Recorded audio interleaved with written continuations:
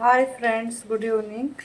ಇವತ್ತು ನಾನು ಮಸಾಲೆ ಕಡಲೆಕಾಳು ಉಸ್ಲಿ ಹೇಗೆ ಮಾಡೋದು ಅಂತ ತೋರಿಸ್ತೀನಿ. ಮೊದಲಿಗೆ ಕಾಯಿ, ಕರಿಬೇವು, ಕೊತ್ತಂಬರಿ ಸೊಪ್ಪು, ಹಸಿಮೆಣಸಿನ್ಕಾಯಿ. ಈಗ ಇಷ್ಟು ತರಿಯಾಗಿ ರುಬ್ಕೋಬೇಕು. ಈ ಥರ ತರಿಯಾಗಿ ರುಬ್ಕೋಬೇಕು.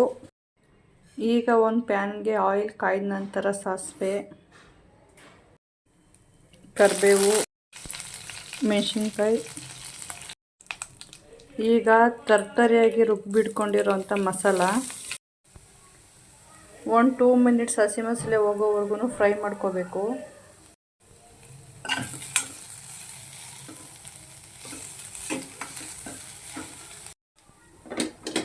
ಈಗ ಕೂಗಿಸಿಟ್ಕೊಂಡಿರೋಂಥ ಕಡಲೆಕಾಳು, ರುಚಿಗೆ ತಕ್ಕಷ್ಟು ಉಪ್ಪು, ಕ್ಯಾರೆಟ್ ತುರಿ, ಕಾಯಿ ತುರಿ.